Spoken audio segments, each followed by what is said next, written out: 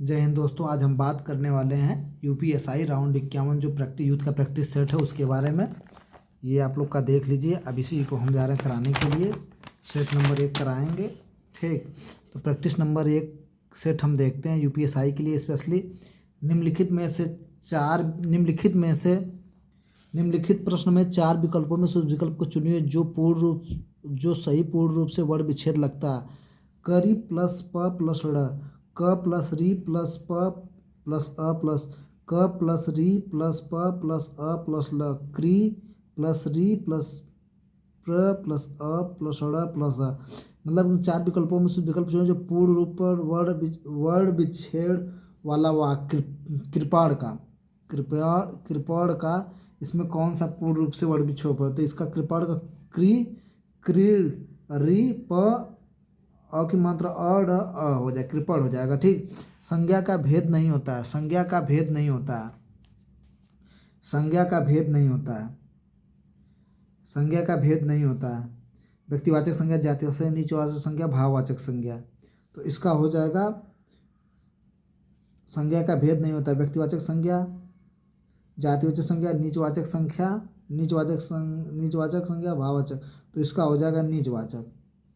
ये व्यक्तिवाचक भी होता है, जातिवाचक भी होता है, भाववाचक भी होता है, निजवाचक नहीं होता है। ठीक,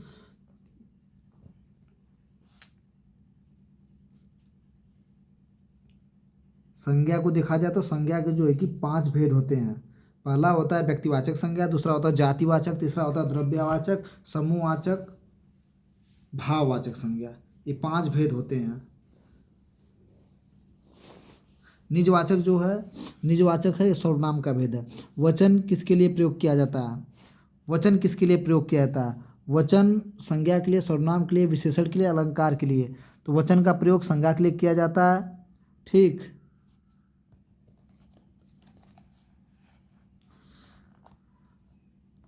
इनमें से सर्वनाम की उपयुक्त परिभाषा कौन सी है? क्रिया के स्थान पर प्रयुक्त होने वाले शब्द, विशेषण के स्थान पर प्रयुक्त होने वाले शब्द, संज्ञा के स्थान पर प्रयुक्त होने वाले शब्द, क्रिया विशेषण के स्थान पर प्रयुक्त होने वाले शब्द। तो इसका हो जाएगा संज्ञा के स्थान पर प्रयुक्त होने वाले शब्द को क्रिया विशेषण का सर्वनाम कहते हैं। ठीक, इनमें से किस वाक्य में आक्रामक क्रिया है? श्याम सोता है, ये चीज़ें तुम्हारी जी ललचाती है, वह अपना सिर खुजलाता है, मैं पुस्तक पढ़ता हूँ। यानी इनमें से किस वाक्य में आक्रामक क्रिया है? इसका हो जाएगा श्याम सोता है, इसमें आक्रामक क्रिया है। ठीक, श्याम सोता में आक्रामक क्रिया है। जिस वाक्य में क्रिया का परिणाम कर्म पर न पढ़ करके स्वयं कर्ता पढ़ता है, जिस वाक्य में क्रिया का परिणाम कर्म पर न पढ़ करके स्वयं कर्ता पर पढ़ता है तो उसे आक्रामक क्रिया कहते हैं। दूसरे शब्दों में जिस वाक्य में कर्म की अनुपस्थिति हो वह आक्रामक क्रिया का वाक्य होता है। ठीक, यानी दूसरे शब्दों में हम ये कह सकते हैं जिस वाक्य में कर्म की अनुपस्थिति हो, यानी श्याम सोता है, इसमें आकर्मक क्रिया होगा। ठीक, निम्न में से कौन सा तत्सम शब्द नहीं है? निम्न में से कौन सा तत्सम शब्द नहीं है? प्रहार, स्पर्श, पटल, पान। तो इसका हो जाएगा तत्सम नहीं है, ये वाला नहीं है, पान। ठीक, इसका हो जाएगा निम्न में तत्सम शब्द नहीं है, पान। ये आपका प्रहार है, स्पर्श है, पटल है। स्पर्श का हो जाएगा परस और पटल का हो जाएगा आपका पलड़ा। स्पर्श का हो जाएगा आपका परस, पटल का हो जाएगा पलड़ा। ठीक, नील कमल शब्द में कौन सा समास है? द्विगु समास, अव्ययभावी समास, बहुब्रीहि समास, कर्मधारक समास। तो नील कमल में कर्मधारक समास। कर्मधारक समास कैसे है?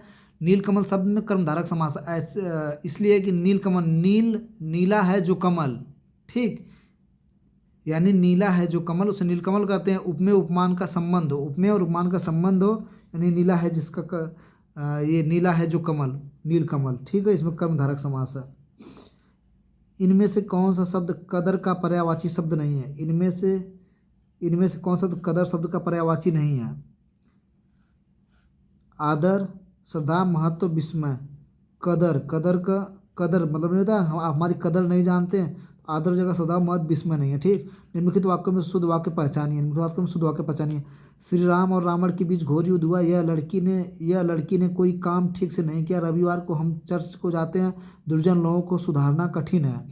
तो 9वां का आपका हो जाएगा श्री राम और रावण के बीच घोर युद्ध हुआ। ये आप लोग का अनुच्छेद छोड़िए 3 क्वेश्चन, ठीक, पढ़ करके आंसर देना है। तो 10, 11, 12 हम लोग छोड़ देते हैं, ठीक। 13 पढ़ते हैं।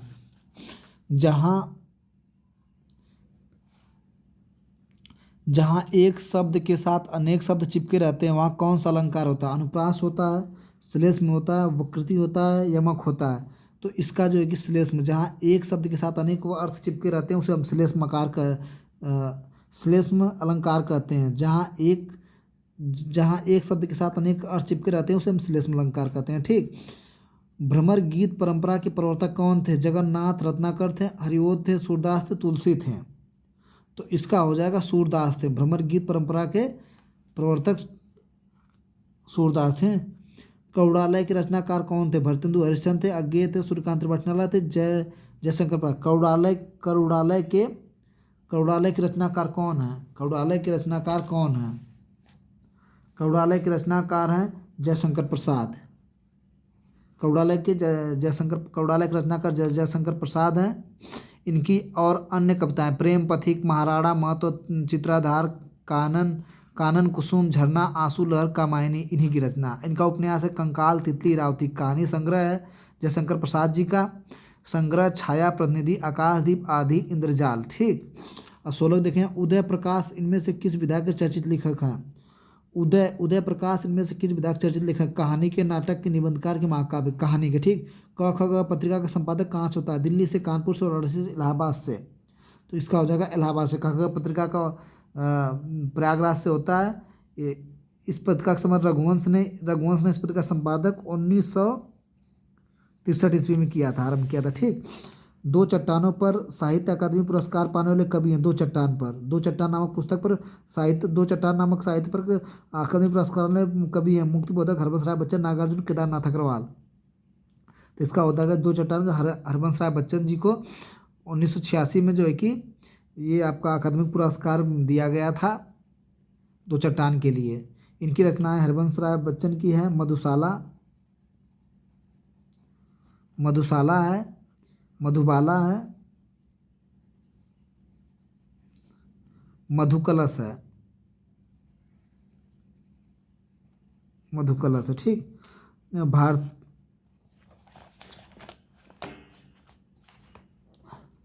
भारतीय संविधान में 22 भाषाओं को आधिकारिक भाषा का दर्जा दिया गया है। यह भाषा शामिल नहीं है। मैथिली, मणिपुरी, बोडो शामिल है, भोजपुरी नहीं शामिल, ठीक। बघेली बोली का केंद्र माना जाता है। बघेली बोली का केंद्र कहाँ पर माना जाता है? बघेली बोली का केंद्र रीवा जिला मध्य प्रदेश माना जाता है, ठीक। रीवा जिला मध्य प्रदेश माना जाता है। यह अर्धमागधी अपभ्रंश से विकसित है। ये जो है कि बघेली जो है कि अर्धमागधी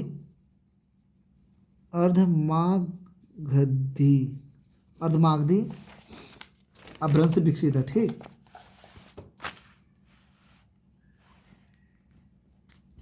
अब इनमें से कौन सा व्यंजन द्वंद्व ध्वनि का है? छ ट प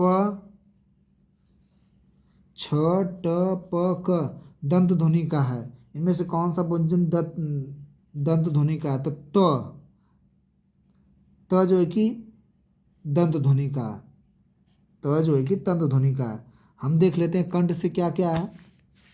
कंठ से क्या क्या हम उच्चारण करेंगे? कंठ से हमारा आ जाएगा अ, आ, क वर्ग, ठीक। क वर्ग आ जाएगा। तालब से देखते हैं। तालब से आएगा ई, छोटी बड़ी ई, च, ठीक, च वर्ग, स, य। मूर्धन्य से देख लेते हैं। मूर्धन्य से देखेंगे ट वर्ग, खड़गड़वा स, र, ये मूर्धन्य से आएंगे, ठीक। राम संज्ञा का कौन सा प्रकार है? राम जो है कि संज्ञा का कौन सा प्रकार है? राम शब्द संज्ञा का कौन सा प्रकार? राम जो सीधे व्यक्तिवाचक संज्ञा है, बात खत्म। इनमें से कौन सा शब्द पुल्लिंग नहीं है? कविता, निबंध, उपन्यास, लेख। इनमें से कौन सा शब्द पुल्लिंग नहीं है? कविता शब्द जो है कि स्त्रीलिंग है। निबंध, उपन्यास, लेखी सब पुल्लिंग है। निम्नलिखित में कौन सा शब्द वचन का एक सा नहीं रहता है? बेटा, काका, चाचा, फूफा। निम्न कौन सा शब्द वचन का एक सा नहीं रहता है? तो इसका हो जाएगा बेटा। बेटा कभी कभी वचन एक सा नहीं था। बेटा जो है कभी लड़कियों को भी कहा जाता है, ठीक।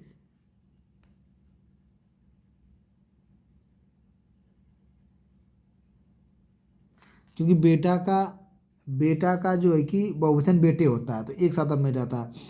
राम का भाई भरत है, इस वाक्य में कौन सा कारक है? राम का भाई भरत है, इस वाक्य में कौन? अपादान, सपादान, संबंध। तो राम का भाई भरत यानी कि संबंध इसमें है, संबंध कारक। राम का भाई भरत, संबंध।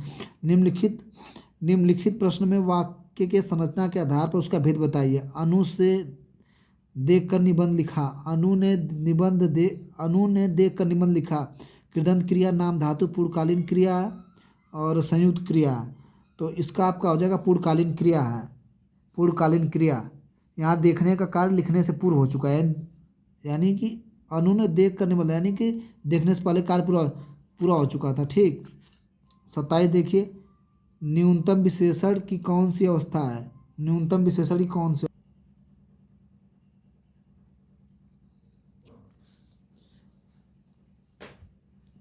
न्यूनतम विशेषण की कौन सी अवस्था है? मूलावस्था है, प्रथमावस्था, उत्तरावस्था, उत्तमावस्था है। तो न्यूनतम जो है कि विशेषण की कौन सी अवस्था है? न्यूनतम विशेषण की उत्तमावस्था है, ठीक है। नवरस, इस वाक्य में नौ किस प्रकार का विशेषण है? सर्वनामिक विशेषण, गुणवाचक, परिणामवाचक यानी संख्यावाचक। ये जो है आपका संख्यावाचक विशेषण है।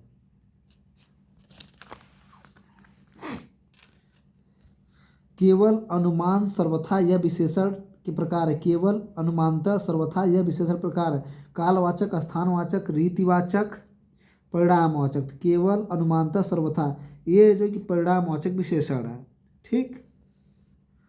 निम्नलिखित में से प्रश्न में चार विकल्पों में से संज्ञा शब्द से बनने वाले सही विशेषण शब्द का विकल्प। संज्ञा, चार विकल्पों में से संज्ञा शब्द से बनने वाला सही विशेषण वाला शब्द चुनिए। शक्तिवर्धक, शक्तिशाली, शक्तिरोधक, सशक्त।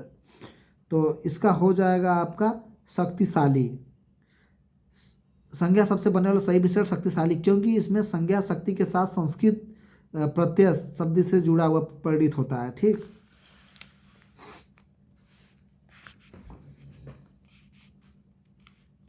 इकतीस, तारे आकाश में चमक रहे, इस वाक्य में आकाश में किस प्रकार का क्रिया विशेषण है? कालवाचक क्रिया विशेषण, परिणामवाचक विशेषण, रीतिवाचक क्रिया, स्थानवाचक। तो इसमें आपका जो है कि स्थानवाचक क्रिया विशेषण है, ठीक है, क्योंकि तारे आकाश में चमक रहे हैं। इनमें से कौन सा शब्द पाश्चात्य का विलोम है? पूर्ववर्ती, पूर्ववर्ती, शाश्वत, विदेशी। पाश्चात्य का विलोम है, इसका हो जाएगा पाश्चात्य का विलोम पौर्वर्त्य हो जाएगा। 33, निम्न में से कौन सा शब्द तद्भव नहीं है? निम्न में से कौन सा शब्द तद्भव नहीं है? चना, चमार, चकवा, चंद्र। तद्भव नहीं है। 33 का डी हो जाएगा चंद्र, ठीक है। चना का चड़क हो जाएगा, चमार का चर्मकार हो जाएगा, चकवा का चक्रवात हो जाएगा, ठीक। 34, अप उपसर्ग के लिए दिए गए विकल्पों में से किसके साथ प्रयुक्त होता है? जय, राम, मान, रण। अप उपसर्ग, अप जो है किसके लिए प्रयुक्त होता है? मान के लिए, अपमान, ठीक। आते हैं 36, निम्नलिखित में कौन सा संधि विच्छेद एक गलत उदाहरण है? महा प्लस ओज, प प्लस अक, ठीक। नौ प्लस इक, परो प्लस उपकार, ये सही है। गलत उदाहरण है परोपकार, ये गलत उदाहरण है, ठीक। परोपकार में गुड़ स्वर संधि है। पर प्लस उपकार होगा, परो नहीं होगा, ये पर प्लस उपकार होगा, इसलिए गलत है। परो दे दिया, परो उपकार दे दिया, ठीक। तत्पुरुष का सही संधि विच्छेद कौन सा है? तत्पुरुष का सही संधि विच्छेद कौन सा? तत्पुरुष, तत्पुरुष, तत्पुरुष, तदा पुरुष है। इसका आपका तत्पुरुष होगा। तत्पुरुष का सही संधि विच्छेद तत्पुरुष होगा, ठीक। तद पुरुष। इक्वल टू तत्पुरुष। निम्न इनमें से कौन सा शब्द खर शब्द का समानार्थी नहीं है? एक राक्षस का नाम है, एक मात्र, तीन का गधा। समानार्थी शब्द नहीं है, तो इसका हो जाएगा एक मात्र।